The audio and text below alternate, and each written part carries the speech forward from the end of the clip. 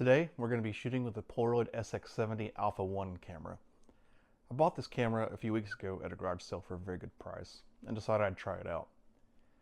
The initial roll that I went through were pretty overexposed because I didn't realize that the film speed was 160 compared to the metering for 100 ISO in the camera. This particular model that I picked up was in really excellent shape. I bought it kind of not totally sight unseen, but I saw some pictures on the internet and I went and picked it up. It's in really great cosmetic shape. The bellows look pretty much almost brand new. It's a pretty good model. And, you know, like I was saying earlier, I overexposed the first roll that I went through. So what I'm going to do today is, I'm going to mess with this exposure dial. I'm going to start here and see what happens. And, it's kind of overcast today, so that's going to be helping us out a lot too. So let's get out there and see what happens. This is a park I come to quite often. Come here at least once a week. It's one of my favorite places to be. Helps me just to get away from, my thoughts and everything else. But I like to come here and just kind of decompress and not really think about stuff. Just try to focus on, whatever, have random thoughts.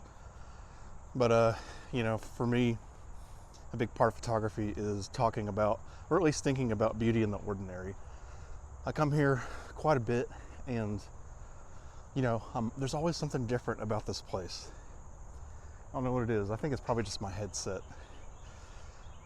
Thinking about like different things, who I am, all that kind of stuff, all that good existential stuff.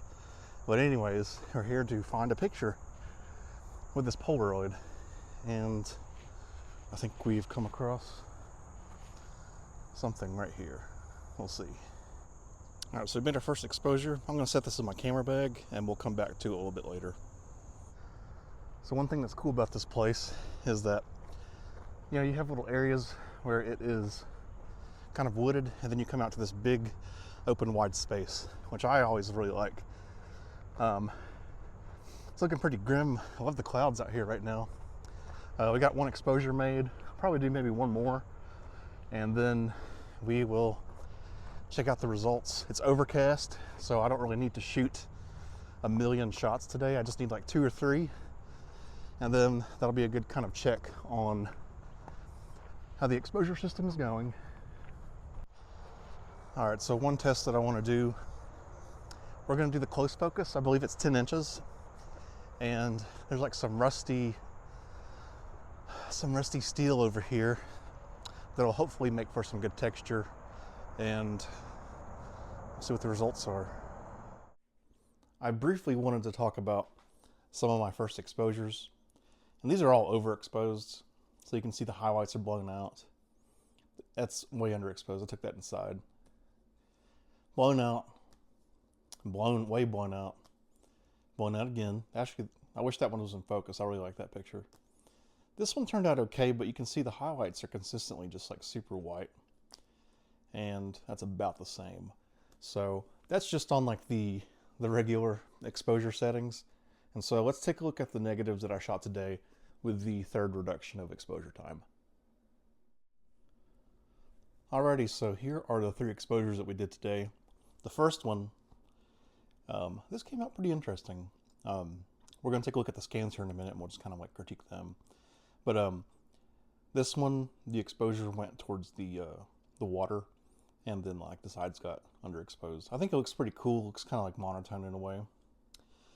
And then the next one, I just photographed this random tree that was like at the end of the baseball field.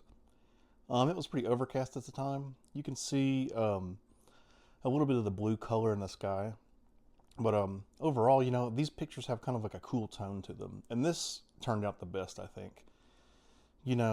Just some modern, urban, postmodern, whatever you want to call it. I should have moved a little bit more to the right just to get some more rest in, but that's about 10 inches or so. I mean, that's pretty good quality for that camera for a close up. So let's take a look at the scans and talk about them a little bit further. Alrighty, so for this first picture, it came out really good. It came out better than I thought it would because, like when you hold the physical print in your hand, the shadows are kind of like blown out. You can't really see a whole lot of detail, but that's where the scans kind of come into place, and it allows you to see a little bit more deeper into like the textures and the details and the shadows. And the highlights, it turned out pretty well. As far as overall look and appearance go.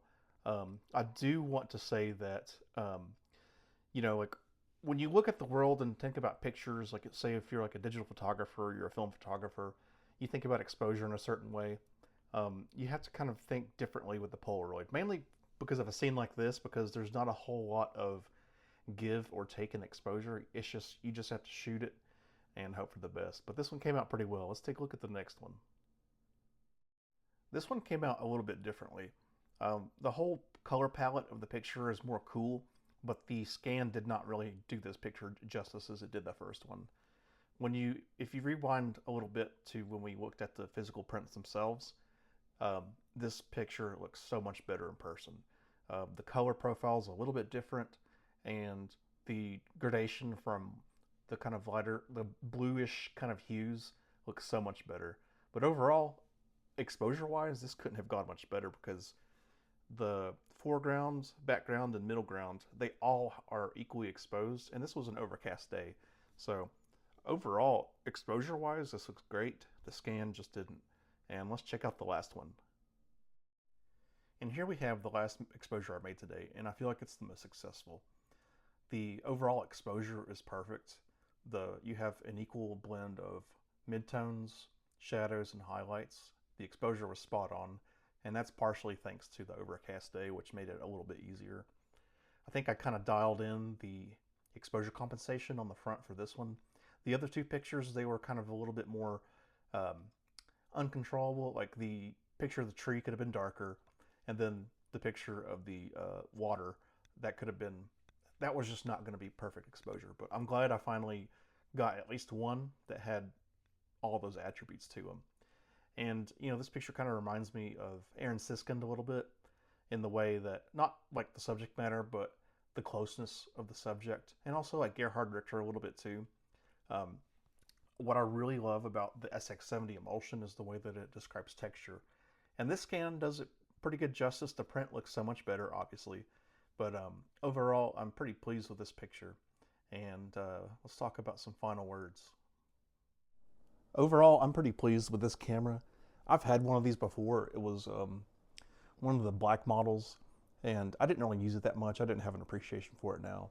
And I guess, as time passes, you think about things and you have a greater appreciation and deeper meaning for things than you had in the past. And this is just one of those examples. This camera produces really unique pictures, and they're small artworks in themselves. And I actually really like it. And I didn't really understand instant photography years ago, but now that I look at it, I feel a little bit differently about it. I think it's really cool. The textures, the color tone range that you have with the SX-70 emulsion, I think it looks really interesting. I mean, sure, you can go get like one of the Instax cameras or one of the new Polaroid I-types, but I mean, when you look at this camera, I love the design of it. I love how the stainless steel is like brushed. I love the color tones of the leather.